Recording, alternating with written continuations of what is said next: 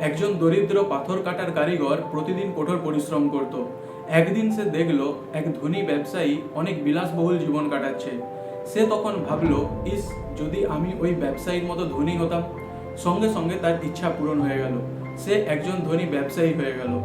কিন্তু কিছুদিন পর সে দেখলো একজন রাজা এলে সবাই ব্যবসায়ীর চেয়ে রাজাকেই বেশি সম্মান করছে। তখন সে ভাবলো রাজা হওয়াই সবচেয়ে ভালো। সে সঙ্গে সঙ্গে রাজা হয়ে গেল। কিন্তু দুপুরের প্রচণ্ড রোদে সে খুব কষ্ট পাচ্ছিল। তখন সে ভাবলো সূর্যই সবচেয়ে শক্তিশালী। সে সূর্য হয়ে গেল। কিছুক্ষণ পর একটি কালো মেঘ এসে সূর্যকে ঢেকে দিল। তখন সে ভাবলো মেঘ সবচেয়ে শক্তিশালী। সে মেঘ হয়ে গেল।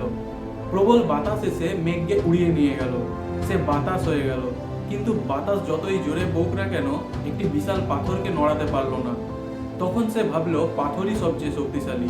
সে তখন পাথর হয়ে গেল। আর ঠিক তখনই একজন পাথর কাটার কারিগর এসে হাতুড়ি ছেনি দিয়ে সেই পাথরটাকেই কাটা শুরু করলো। তখন সে অবাক হয়ে ভাবলো, যে মানুষটাকে একসময় সে তুচ্ছ মনে করত, শেষ পর্যন্ত সেই সবচেয়ে শক্তিশালী। বন্ধুরা, আমরা প্রায়ই অন্যের জীবন দেখে ভাবি, ইস, আমি যদি ওর মতো হতাম। কিন্তু সত্যি হলো সুখ অন্য কারো জীবন হওয়ার মধ্যে নয়, নিজের সেরাটা হওয়ার মধ্যেই আছে। মনে রাখবেন, অন্যের জীবনকে নয়, নিজের সামর্থ্যকে মূল্য দিতে শিখুন। কারণ আপনি যা খুঁজছেন তার অনেকটাই আপনার মধ্যেই আছে। বন্ধুরা, গল্পটি ভালো লাগলে অবশ্যই একটি লাইক করবেন, আর এইরকমই আরও অনেক শিক্ষামূলক গল্প শুনতে চ্যানেলটিকে সাবস্ক্রাইব করতে ভুলবেন না।